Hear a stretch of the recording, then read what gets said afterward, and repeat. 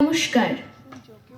আজ আমার নিবেদন বিশ্বকবি রবীন্দ্রনাথ ঠাকুর রচিত রথযাত্রা। রথযাত্রার দিন কাছে, তাই রানী রাজাকে বললে, চলো রথ দেখতে যাই। রাজা বললে, আচ্ছা। ঘোড়াশাল থেকে ঘোড়া বেরোলো, হাতিশাল থেকে হাতি, ময়ূরপঙ্খী যায় সারে সারে, আর বল্লম হাতে সারে সারে সিপাই সান্ত্রী। দাস দাসী দলে দলে পিছে পিছে চলল, কেবল বাকি রইল একজন।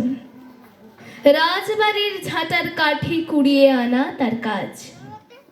সর্দার এসে দয়া করে তাকে বললে, ওরে তুই যাবি তো আয়। সে হাত জোড় করে বললে, আমার যাওয়া ঘটবে না।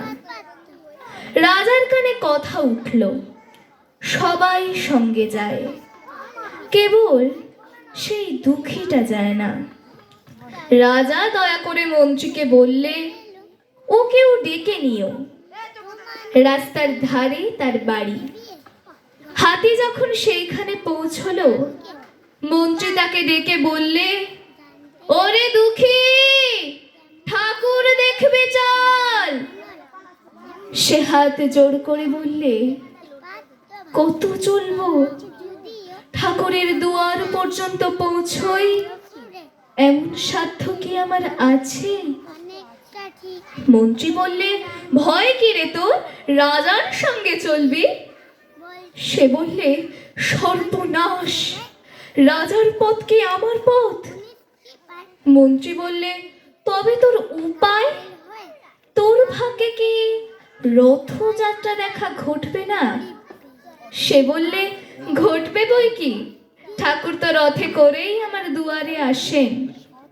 মন্ত্রী হেসে উঠল, বললে, তোর দুয়ারে রথের চিহ্ন কই?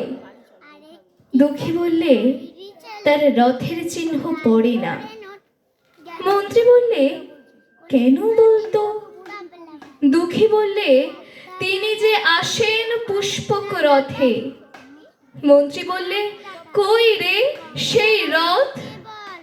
দুঃখী দেখিয়ে দিলে, তার দুয়ারের দুই পাশে দুটি সূর্যমুখী ফুটে আছে।